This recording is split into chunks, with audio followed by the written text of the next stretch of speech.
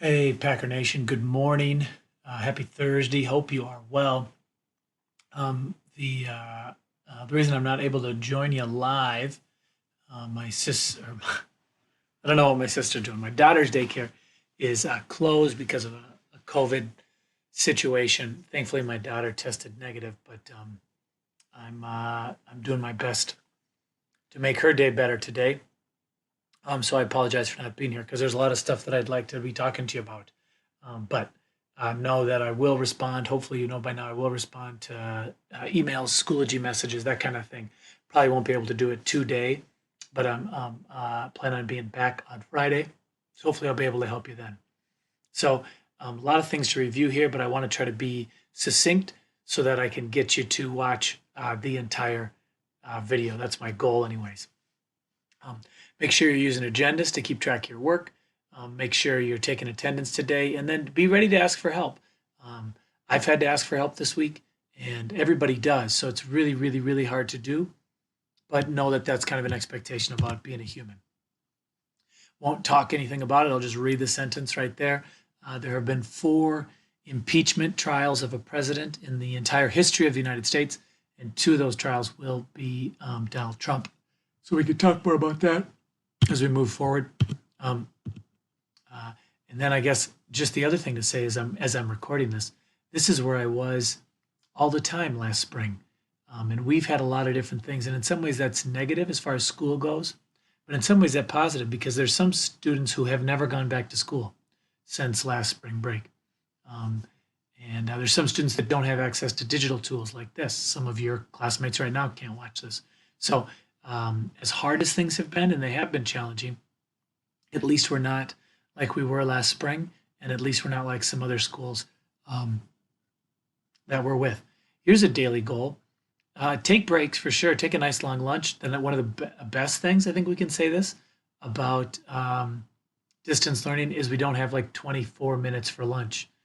I like not having to rush through my lunch, but take breaks. But then just make sure every school day, Monday through Friday, you're working until 2:30, 3 o'clock, because that's what you would have done normally. And that's what you will be doing normally. And for some people, you're saying, well, dude, that's not enough time to get all this work done.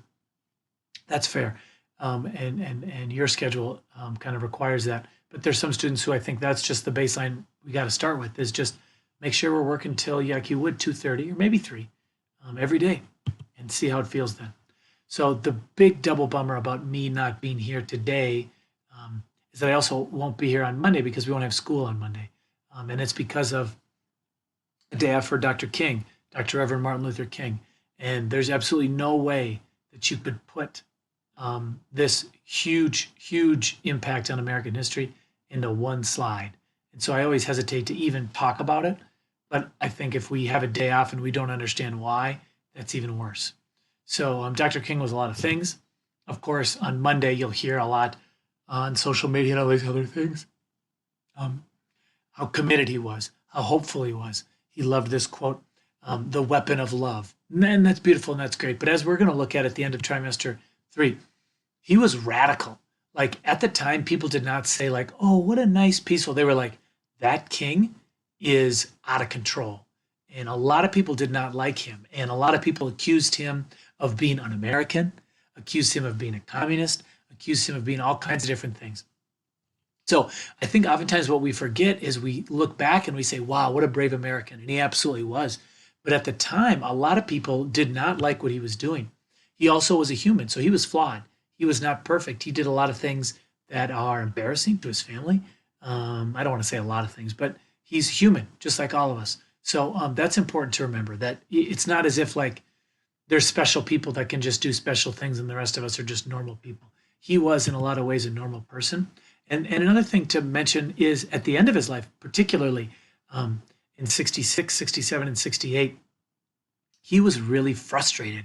He felt like he and his movement and all the people had done so much for African Americans, and yet there were still so many problems. And so in a lot of ways, he saw and predicted what we have been going through as a country since his death. He knew that the problems weren't solved, that his dream was not coming true. So I could go on and on and on, and I will when we get to that part of the trimester, but I just wanted to really touch base on that. So where are we now? Unit 4 is about women and their influence and their experience with the United States of America. So week 4, super easy to review those key 23 events. I give you the answers. If you read carefully, it gives you the link to the notes. Asks for one example of how men and women are equal in today's society. The example of course, the soon-to-be Vice President of the United States, Kamala Harris. If her grandmother was in the United States, wouldn't have been able to vote. And here she is, the Vice President of the United States. And then the big question of how did women come up big in the American Revolution? I wanted you to read and highlight and come up with 2 examples. One would be, and I know you can barely see it, but women initiated and sustained a boycott of British goods. Because if you remember in the 1700s, it's not like you can say, well, I'm going to boycott Walmart and go to Target, or I'm going to boycott Chick-fil-A and go to Cane's. If they didn't buy British goods, likely what it meant is they had to make it. And so because of the way society was structured, that meant that women had to make it. Women had to make soap, women had to make tea, women had to make clothes, even rich women who normally wouldn't have to do that. So very brave and essentially turns American society. The 3 assignments I need you to do this week, and again, because I'm not going to see you on Monday, that's why I see my clock here going towards probably the 12-minute mark. But that's all you have for U.S. history here. Your Google Meet for the whole week is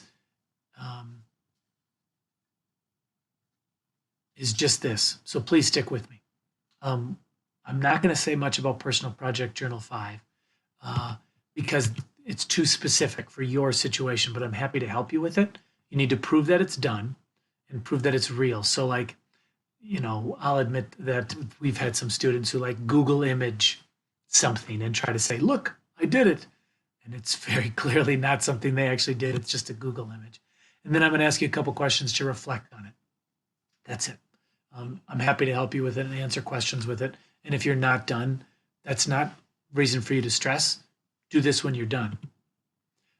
There's just two, because you have Monday off, right? 2 assignments about women in the United States.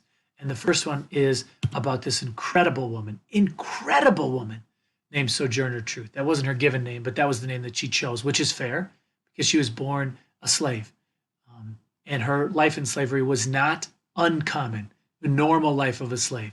She was raped by her owner. She was beaten by her owner. The person she loved, she wasn't able to marry because he was owned by another person. And so she had a normal life in slavery. And that's a terrible, terrible amount of suffering. And yet she escaped and with her daughter. And that in and of itself, make a movie about that. That's incredible. Think about it. She survived slavery, daily beatings, sexual assault, not being able to be with her family, all these things. And then she escaped, right? That's it. That's incredible. I mean, the fact that she stayed alive, even if you stayed alive in slavery, that's incredible. But she went on to be a hugely influential American woman. The speech that I'm going to have you look at reportedly was done extemporaneously. Google that. It's a good word. And it's crazy to think that she gave, you could argue that this is one of the 25 most famous speeches in American history. And the fact that she could have given it extemporaneously is mind-boggling. And I just thought it was interesting that her statue is the first statue of an African-American woman at the U.S. Capitol. And of course, the U.S. Capitol is so much the focus of our modern dialogue. Now, when we watched before winter break, we watched a Google video about the year 2020. And I showed you these 5 questions that IB uses to analyze sources. And I'm going to ask you those same sources, same questions. As kind of an introduction here. So just 5 questions about where it came from and why we would look at this source. I'm asking you to look at the speech that she gave. Then I'm also asking you to, in your own words,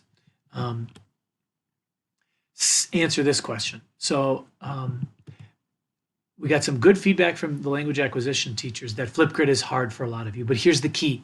No one else can see this video. This is not a traditional video. I turned up the settings so that only I can see it. And why am I asking you to do this? Because some people talk a lot better than they write. And also it's just good practice for talking. So in the Flipgrid below, I want you to click on the link and then answer this question. Explain how Sojourner Truth feels being a Black woman asking for more rights is different than being a white woman asking for different rights. And so I just want you to answer that question, obviously using some specifics, but it doesn't have to be super long and no one else will see it. I want to be clear on that. So those are the 6 questions that I want you to do with the Sojourner Truth speech. 5B, the speech is called Ain't I a Woman? And I realize I have the apostrophe in the wrong place now. And then we have these just another group of tough people. And it has nothing to do with them being women in that. I mean, I'm not saying that what they did was tough just for women. What they did was just tough. So what's so hard about history is when we talk about the 19th Amendment and women having the right to vote, that's even I get bored with that sentence because it just seems so obvious. Like, of course women have the right to vote. But think about it. For women to get the right to vote, they had to convince men to approve it because women couldn't vote. So they had to convince men, many, almost all of whom were sexist, and they had to do some really brave things. So we're going to study this one group called the Silent Sentinels, who again were declared un-American. They were said, you're doing this wrong, you're stirring up trouble. And of course we hear this even in 2020, 2021. We hear people being accused of being un-American and not doing things the right way. And why don't you just calm down a little bit? But we look at throughout history, the people who have success, whether it's Dr. King, Sojourner Truth, or these suffragettes, they are pushing things and they're making people uncomfortable. So what did they do? I think these women, in a lot of ways, invented trolling. They invented this video game idea of collecting badges. They did some really interesting stuff. And I'm just asking you to read about a page and then answer about 4 questions from them. But what they would do that was trolling is the president at the time was Woodrow Wilson. And they would put his speeches on these banners. And they would, and obviously they're not doing this they're not an internet troll, but the same ideas that a troll would do. And they would take his speeches and they would put them on their banners. And when he gave the speech, he was giving it about other countries. But when they put his words on their banners, it seemed as if he was campaigning for women having the right to vote. And so they were really showing that America, the United States government, was demanding a lot of other countries, but in its own country, it wasn't following through and wasn't giving all people equal treatment. And then these women were jailed, right? So the police arrested them, threw them in jail for asking for the right to vote. And of course, some people said, well, they shouldn't do it the way that they're doing it, standing outside the White House with their posters. That's not the way you protest. And of course, we've heard that before too, right? There's a right way to protest. Don't protest that way. And that's fine. That's fine. And I'm not campaigning for or against anything, but we're just seeing these similarities pop up again and again. So if they went to prison, they gave each other these little pins, these little badges that they had survived prison. And again, they were imprisoned for standing outside the White House with signs saying it'd be nice if women could vote. So those are the 3 assignments. This Journal 1, or Journal 5, the Sojourner Truth speech, and the one about the Silent Sentinels. Late work is accepted. And I want to help you if you felt overwhelmed with those 3 assignments from last week, or if you were confused. I want to help. Just let me know, because I want you to get this work done. I want you to feel good about the work that you're doing. Dr. King was so many things, and we're gonna study that.